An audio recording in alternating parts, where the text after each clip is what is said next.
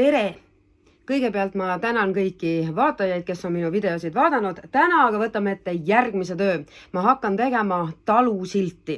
Loomulikult ei saa seda kohta nimetada päris taluks, see on ikkagi minu mõistes pigem nagu tareke, aga üks silt võiks ju igal majapidamisel olemas olla.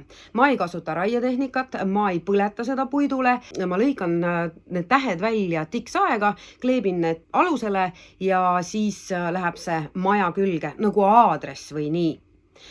Ja ma ei tee seda silti selle nimega, nagu ta on ametlikult üles antud, see krunt, vaid ma teen nii, nagu rahvasuus seda tuntakse. See on Telloland ja esimene Telloland oli Virumaal, nüüd oleme jõudnud otsaga Raplamaale ja selle koha nimi on Telloland 2.0. Kuna ma teen seda asja päris üksi ja üritan ka päris üksi seda asja kõike filmile jäädvustada, siis ilmselgelt ma ei saa päris lähedalt näidata, kuidas see saag jookseb. Esimese asjana joonistan ma need tähed endale plangu peale ette ja tähtede materjaliks kasutan ma sellist sentimeetri paksust tavalist lauda ja sealt lõikan ma need tähed välja.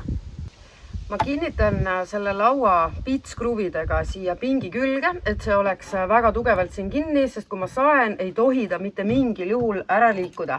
Need asjad on pitskruvid.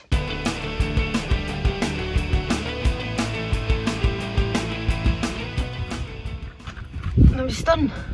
Kurikuulus tiksaag. Ma olen välja valinud tera ja seda on siia väga lihtne kinnitada. Lükkad siit selle klõpsu ülesse, lükkad tera siia vahele. Klõps kinni ja võib alustada.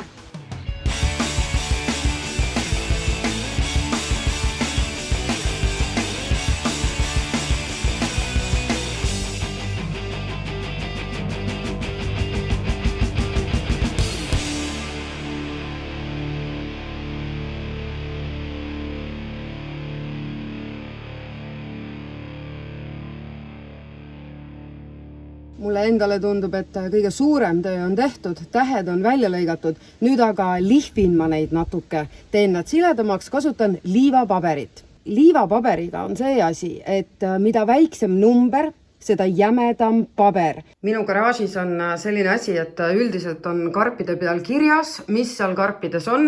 Mul ei ole päris õigeid tööriistakaste, ehk et olen siin vanad tossukarbid, vanad veinikastid, kõik on leidnud endale rakenduse ja selles kastis on teibid ja liivapaberid. No vaatame, millist meil siin võtta üldse on.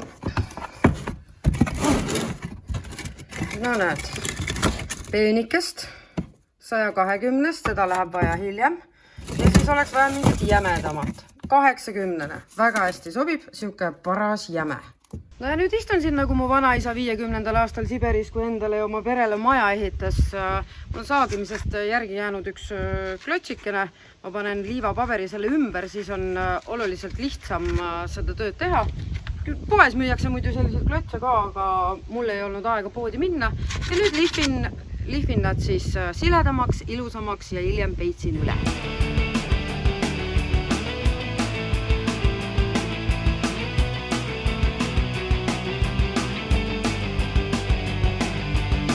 Tähed on välja lõigatud. Telloland 2.0, nagu rahvasuu seda majapidamist siin kutsub. Ja järgmiseks ülesandeks on mul vaja leida sellele alus. Ja selleks on mul 3 varianti. Üks on samasugune laud, millest ma need tähed välja lõikasin. Siis naabrimees Kaupo tõi mulle siukse servamata paksu plangu.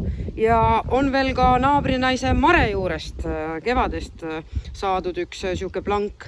Mulle tundub, et see Mare oma on võib-olla kõige parem, sest Kaupo oma peale see lihtsalt see kiri ei mahu ära, kuigi see oleks kõige ilusam.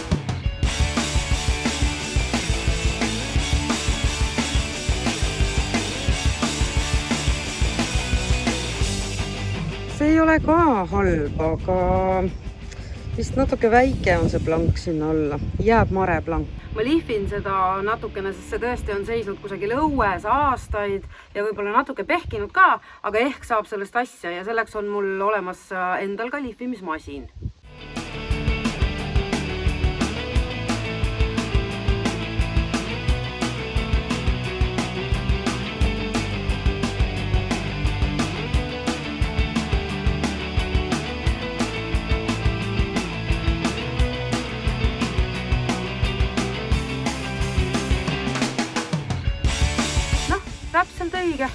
väga ilus.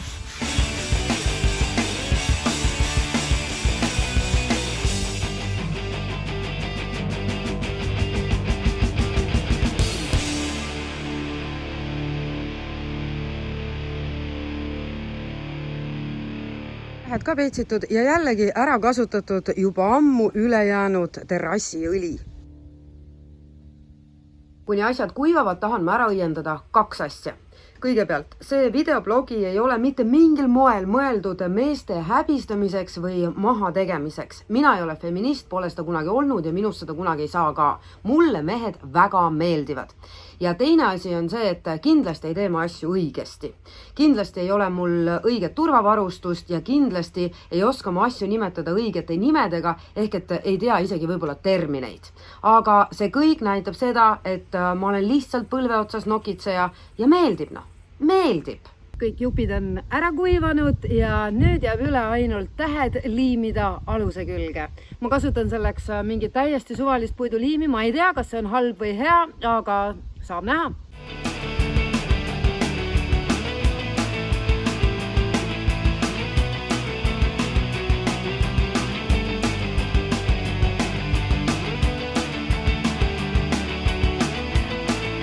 Ootame.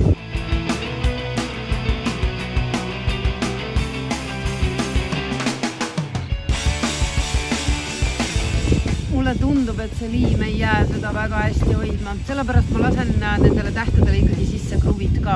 Aga kruvide puhul peab hästi vaatama, ma ei tahaks, et need kindlasti jääksid kas pead välja või mingit moodi paistma. Siis ma lasen nad tagant poolt ja et oleks õige pikkusega kruvi, et need eest poolt välja tulema ei hakka.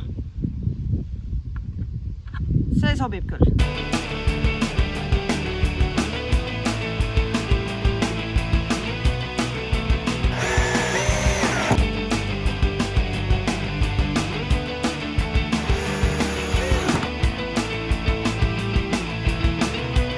Ja koht, kuhu mina oma sildi riputan, on maja sein, sest mul ei ole aeda, kuhu külge seda panna, mul ei ole seal ka mingit sellist sobivat puud, kuhu külge seda riputada ja ma olen alati mõelnud, et tee pealt on ilus vaadata, kui maja seina küljes selline silt on. Kurat, see jäi hea, mulle meeldib.